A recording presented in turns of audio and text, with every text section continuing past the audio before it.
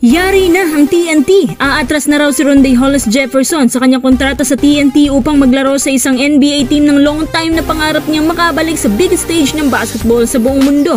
Recently lang sa isang interview kay RSJ sa isang sikat na media group na USA Today, sinabi niya doon na gustong-gusto na raw niya magkaroon ulit ng isang NBA team at matagal na raw siyang nangangati. Kaya naman, ang TNT manager na si Jojo Lastimosa hindi nagustuhan ang sinabi niyang to sa media na kung saan nagpost pa siya sa kanyang Twitter account at nagpapahiwatig na kung may NBA team daw ang may gustong kumuha sa kanya, pwede raw siyang imbitahin ngayon para sa isang training camp. Medyo mainit-init pang issue na to. Tara!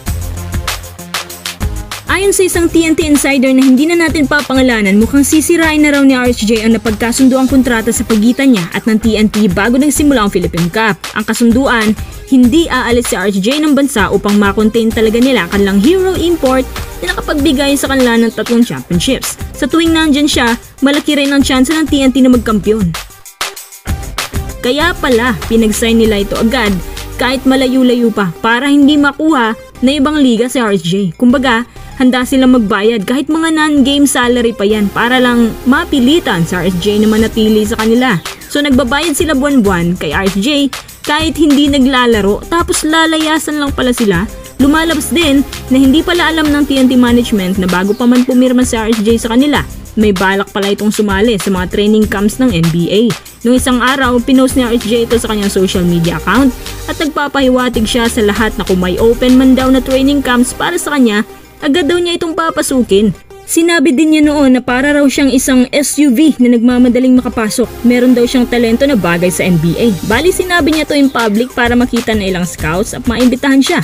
Ayon sa kanyang interview sa USA Today Media Group, na-recall doon ang stint niya sa Brooklyn Nets at sana raw makabalik siya doon. Sinabi din niya na may isang NBA agent daw ang may sabi na may spot raw para sa kanya, kaya ganun na lamang ang pagka-excite ni RSJ. Habang siya excited, may isang TNT manager naman ang hindi nagustuhan ng bagay na to. May isang source pa ang nagsabi na pumayag na nga raw si RSJ at may tumutulong daw sa kanya na isang NBA agent para matupad ang pangarap niya. Ang tanong, paano naman ang kontrata niya? Lingid po sa inyong kaalaman, hindi naman talaga fully active ang kontrata niya eh. Pero oo, binabayaran pa rin siya ng TNT.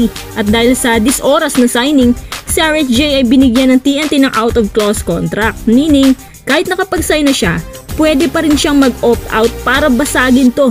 Kunyari, aalis si RSJ ng bansa tapos nakapag-desisyon siya na lisanin ng TNT. Kusang ito-terminate ng TNT ang kontrata na pagkasunduan. Ganun lang kasimple. At dahil nga sa pribilehiyong to, parang nakakita tuloy ng butas si RSJ na makakaalis na siya nang hindi napaparusahan sa PBA. Una sa lahat, ano bang nakain kasi ng TNT? Ba't nila inagahan masyado ang pag-sign sa kanya? Yan tuloy, ang laki na nag-gastos nila RSJ tapos mauwi lang sa ibang import pala ang maglalaro sa kanila ngayon. Siguro kampante na masyado ang TNT na hindi sila iiwan ni RSJ at buong akala ng TNT, maagaw nila si RSJ sa inclusion niya sa Jordan. Yun pala, may isang plano si RSJ na hindi niya sinasabi. Pangalawa, kung may offer naman sa isang NBA team, bakit mo hihindian? Kung papipiliin ka, saan ka maglalaro? PBA o NBA? Natural, NBA ang pipiliin mo. Si RSJ pa na legit former NBA player yan galing Brooklyn Nets at Portland.